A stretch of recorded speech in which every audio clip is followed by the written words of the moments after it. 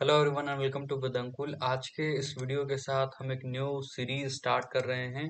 Screen पे आपको एक इमेज कह लीजिए, एक स्लाइड दिख रही होगी जिसके थ्रू आपको बिल्कुल क्लियर हो गया होगा कि इस सीरीज में हम करने क्या वाले हैं।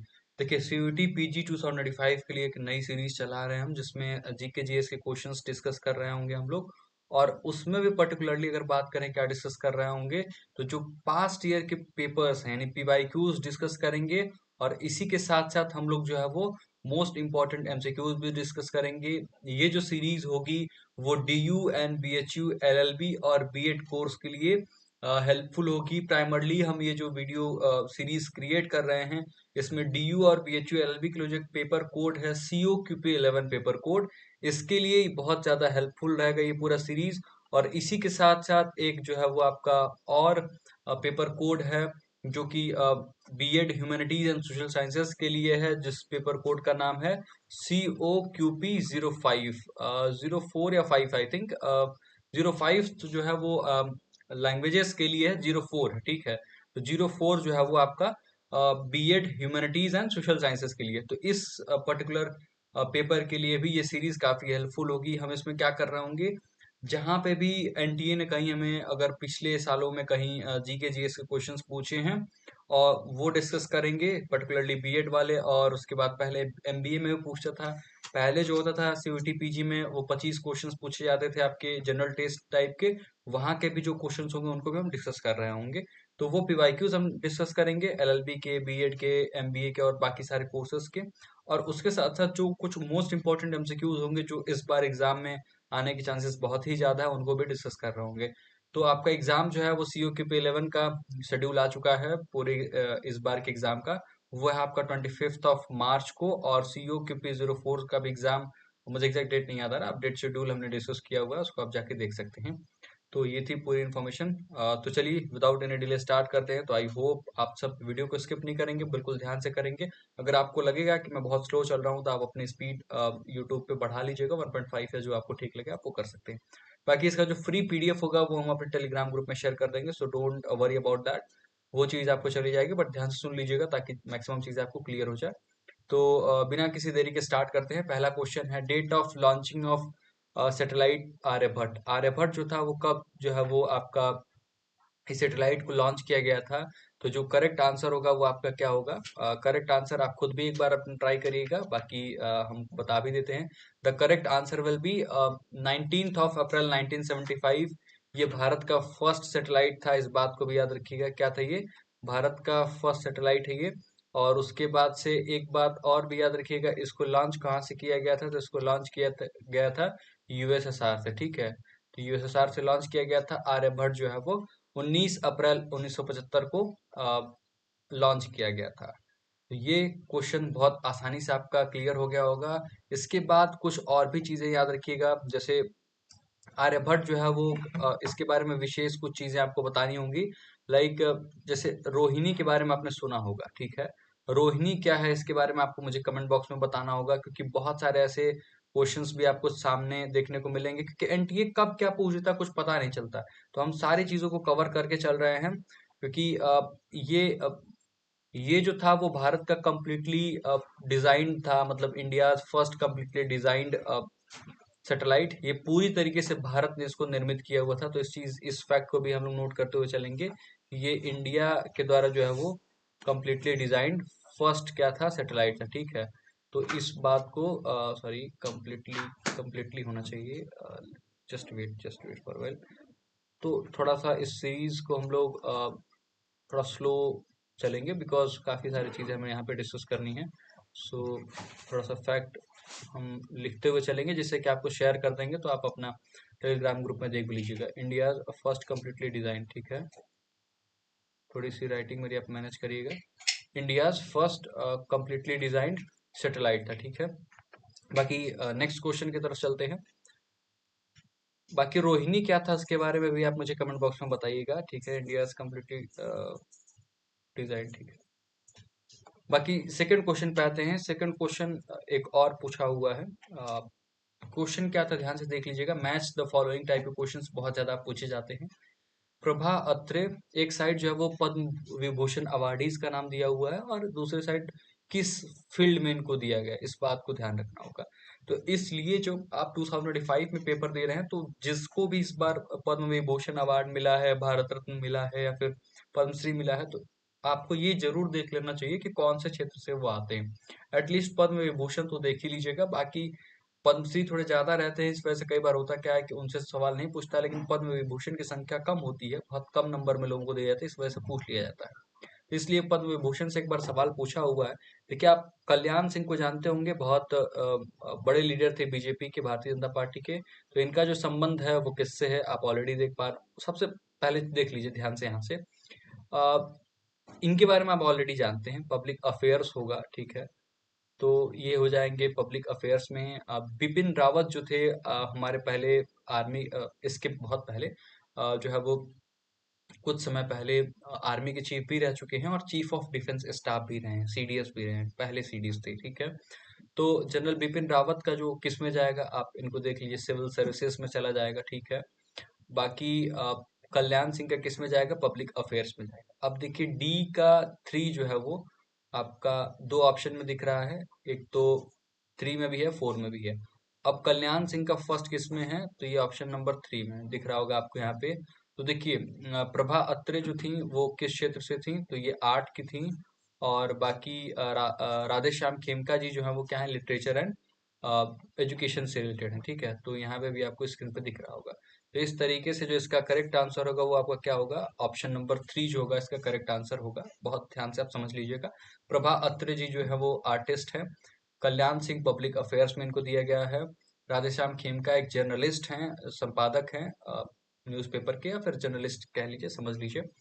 उनको लिटरेचर एंड एजुकेशन फील्ड में दिया गया है। जनरल बिपिन रावत को जो है वो सिविल सर्विसेज के क्षेत्र में दिया हुआ है। तो बहुत सारे सीन आपके क्लियर हो गए होंगे। ऐसे ही क्वेश्चन पूछे जाएंगे, बस इस वजह से हमने जो है वो इसको सेट किया हुआ, ताकि ऐसे क्वेश्चंस भी आप जो है वो ध्यान में रख के चलिए, आपको आइडिया लगता रहे कि ऐसे क्वेश्चन पूछे जा सकते हैं। बाकी थर्ड क्वेश्चन पे आते हैं। साइंस के अच्छे खासे सवाल अब पूछे जाने लगे हैं एग्जाम्स में। दो स्टेटमेंट दिए हुए हैं, ड्यू टू निमोनिया, आप इसको सामान्य भाषा में निमोनिया बोलते हैं, आपने इसके बारे में सुना भी होगा। Due to disease pneumonia lungs of the human body are affected, बिल्कुल ठीक बात है कि इससे जो होता है वो हमारा लंग प्रभावित होता है। स्टेटमेंट 2 कह रहा है कि lungs of human body are also affected due to disease diphtheria, ठीक है। ये कह रहा है कि डिप्थेरिया डिजीज से भी आपका जो लंग है वो अफेक्टेड होता है। तो ऐसा नहीं है। जो फर्स्ट स्टेटमेंट है सिर्फ वही सही है, और दूसरा स्टेटमेंट जो है वो आपका सही नहीं है। तो जो फर्स्ट स्टेटमेंट जो है वो करेक्ट है, और जो दूसरा स्टेटमेंट है वो इनकरेक्ट है। अब देखिए डिप्थेरिया जो है वो उससे क्या प्रभावित होता है ये समझ लीजिए। इससे आपका हार्ट नहीं प्रभावित होता है, ये मैक्सिमम जो होता है। इससे आपको इवन इसके अ, बहुत सारे यूं कह लीजिए कि इसके अ, आपको कॉन्सिक्वेंसेस देखने को मिलते हैं, लेकिन मैक्सिमम जो इससे प्रभावित होता है वो स्किन हो गया, थ्रोट हो गया, ये सारी चीजें प्रभावित होती हैं। लेकिन इससे आपका ऐसा नहीं है कि लंग्स प्रभावित हो जाएगा, ठीक है। तो स्किन हो गया, थ्रोट हो गया, रेस्पिरेटरी ट्रैक्ट जो होता है आपका ये प्रभावित होता है, लेकिन ऐसा नहीं है कि आपका लंग्स प्रभावित हो जाए, ठीक है। तो जो करेक्ट आंसर होगा वो स्टेटमेंट ये होगा, करेक्ट ऑप्शन ऑप्शन 3 होगा, कि statement 1 is correct but statement 2 is incorrect, ठीक है। तो साइंस से कुछ ऐसे क्वेश्चंस भी आएंगे, डिजीज से रिलेटेड क्वेश्चंस आते हैं, तो इनको भी आप ध्यान से देखते हुए चलिएगा। बाकी हम नेक्स्ट क्वेश्चन पे चलते हैं। पासपोर्ट सेवा दिवस is celebrated on which day. देखिए पासपोर्ट सेवा दिवस किस दिन मनाया जाता है, बहुत सारे लोगों को नहीं पता होगा, शायद ही जब कोई एग्जाम में बैठा होगा किसी ने ठीक किया होगा। तो जो इसका करेक्ट आंसर होगा वो होगा आपका दैट इज 24 जून को मनाया जाता है। अब देखिए ऐसे क्वेश्चन शायद ही कोई अटेम्प्ट कर पाते हैं, क्योंकि सारे क्वेश्चन जो होते हैं वो अटेम्प्ट करने के लिए बने भी नहीं होते हैं, इस बात को भी ध्यान रखिएगा, ठीक है। तो क्योंकि माइनस मार्किंग भी होती है, तो ऐसे क्वेश्चन में आपको ऑप्शन सही लगाना पड़ता है। तो 24 जून इसका करेक्ट आंसर है। बाकी जो ऑप्शंस पे दिया है वो देख लेते हैं।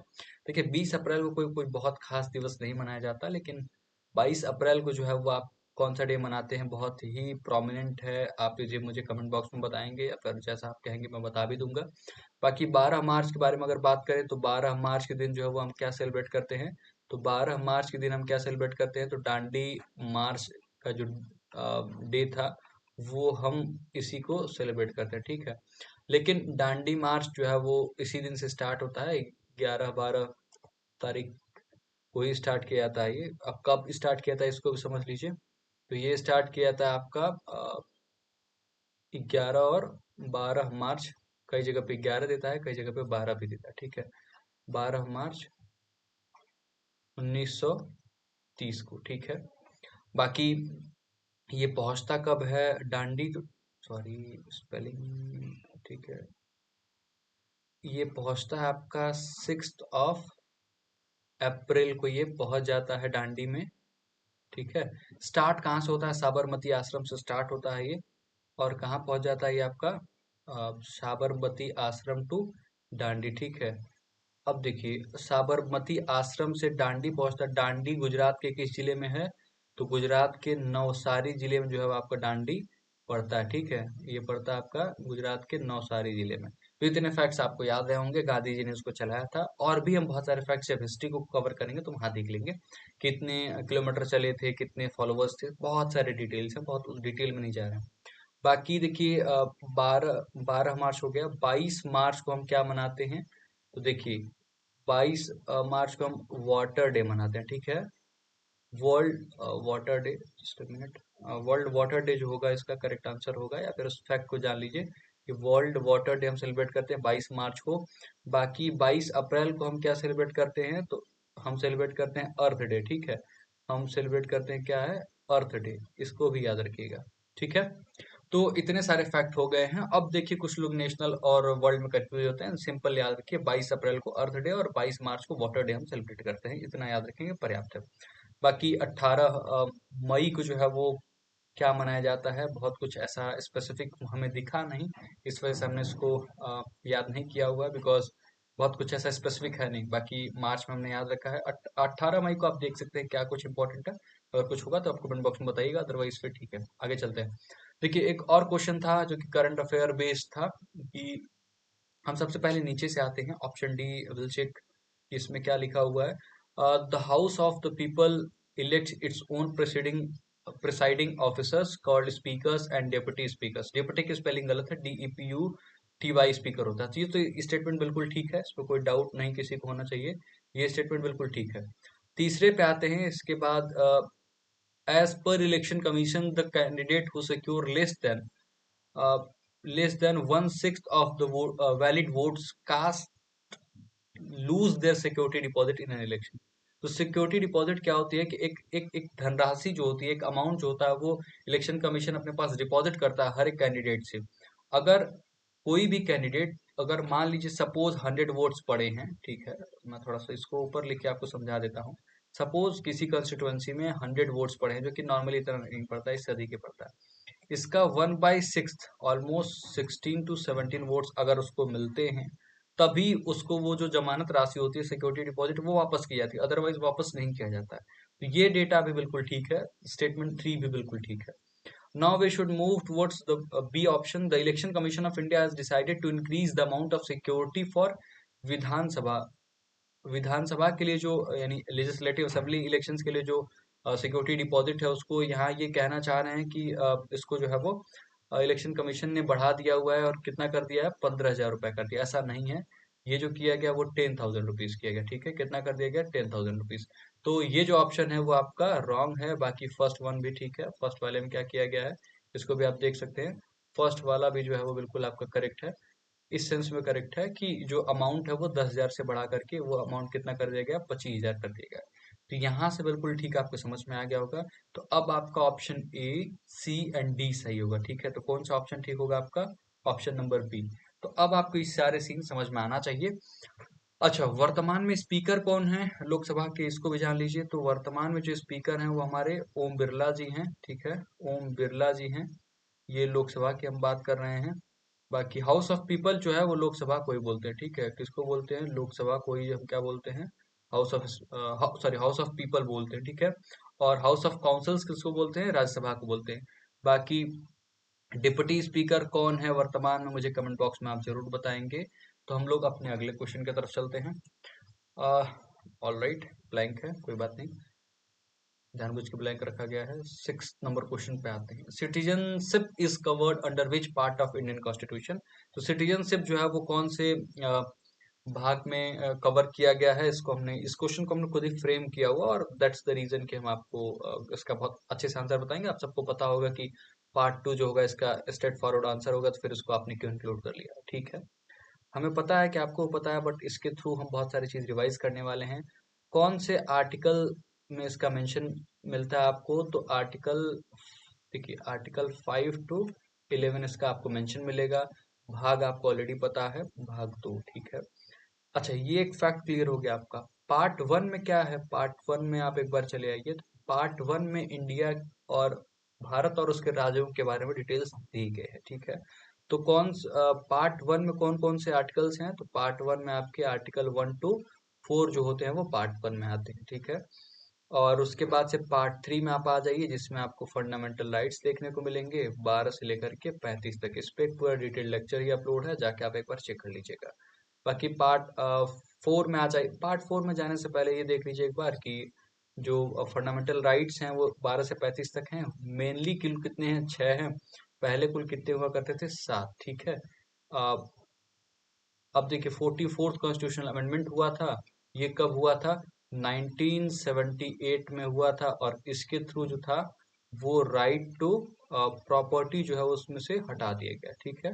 अब वो कहाँ चला गया है, तो वो चला गया है आपका right to property of article 300A में आ गया है। तो इतने फैक्ट्स आपको अब याद रहने चाहिए, ठीक है। तो वर्तमान में कुल कितने फंडामेंटल राइट्स हैं आपके, अभी 6 हैं, ठीक है। इतने सारे फैक्ट्स आपको याद रहेंगे। अब हम आते हैं पार्ट 4 पे।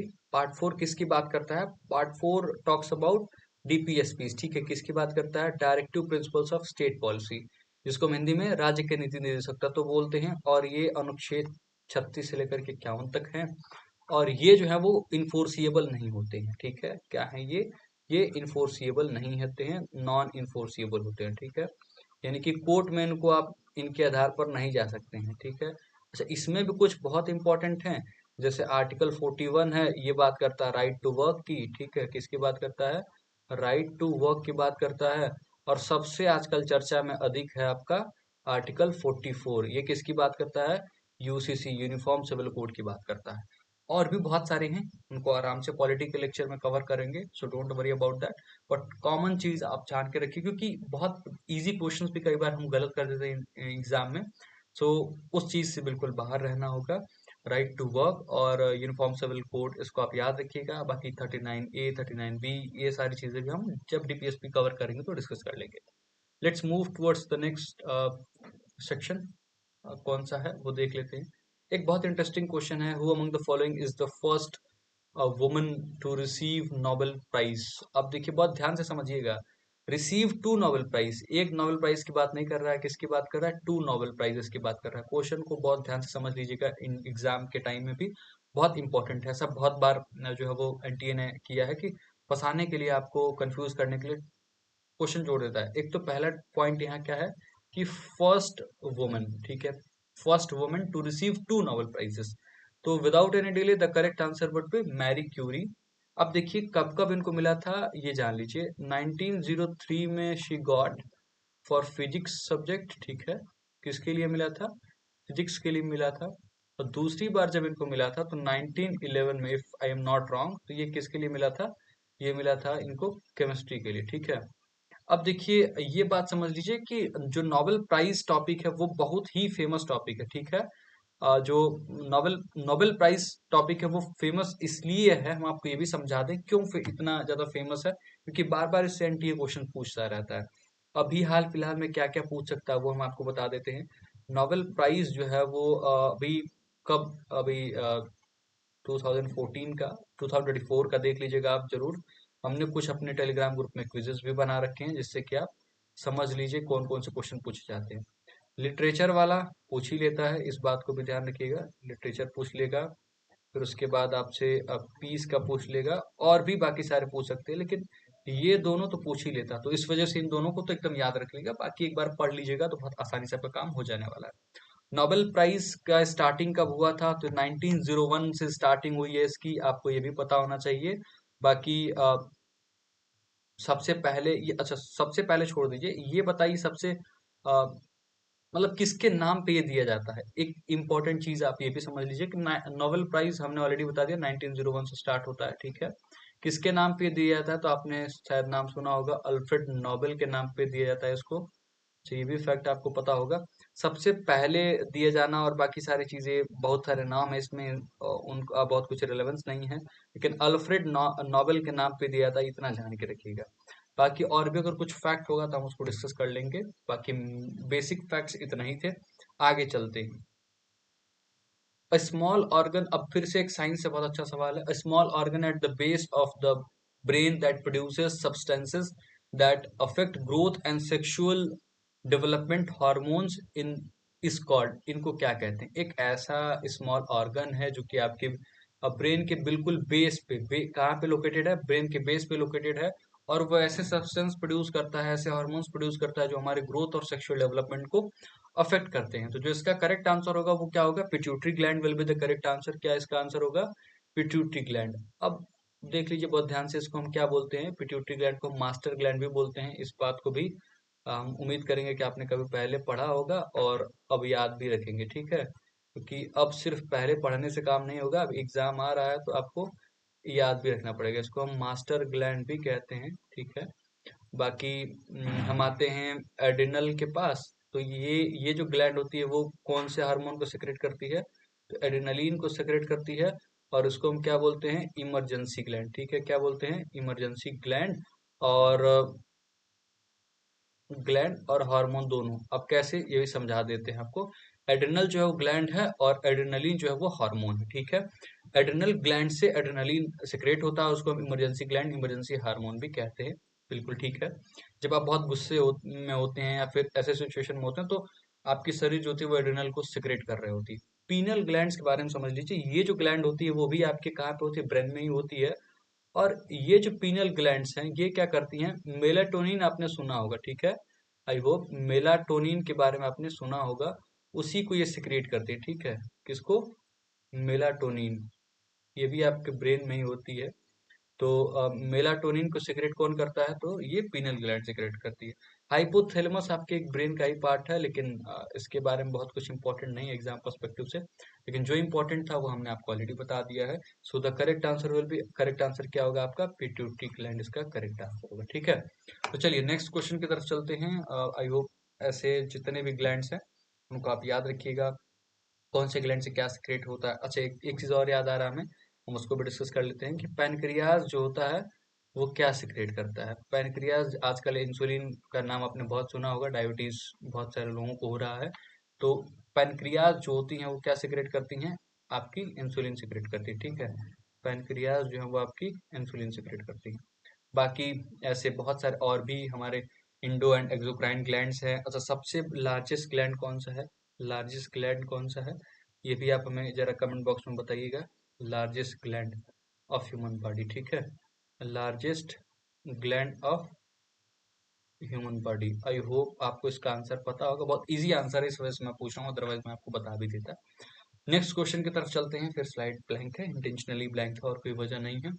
अब Lok Sabha and Rajya Sabha are convened together for resolving a deadlock between them under the chairmanship of, किसी विषय पर गतिरोध को दूर करने के लिए लोकसभा और राज्यसभा की संयुक्त बैठक किसकी अध्यक्षता में बुलाई जाती है?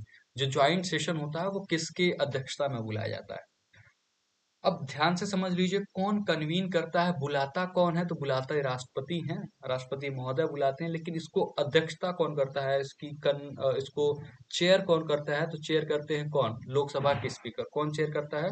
The correct answer would B Lok Sabha अध्यक्ष। लेकिन बुलाता कौन है? हु कन्वीन्स, आहूत कौन करता है? तो बुलाते हमारे कौन है? राष्ट्रपति बुलाते हैं, ठीक है? तो इस फैक्ट को इस सेंस में भी याद रखिएगा कि बुलाते हैं राष्ट्रपति, ठीक है? यानी आहूत करते हैं। और अध्यक्षता कौन करता है? लोकसभा अध्यक्ष करते हैं। अगर लोकसभा अध्यक्ष नहीं होंगे तब कौन करेगा? तो फिर उस परिस्थिति में कौन करेंगे? लोकसभा के उपाध्यक्ष, ठीक है? Deputy speaker of Lok Sabha.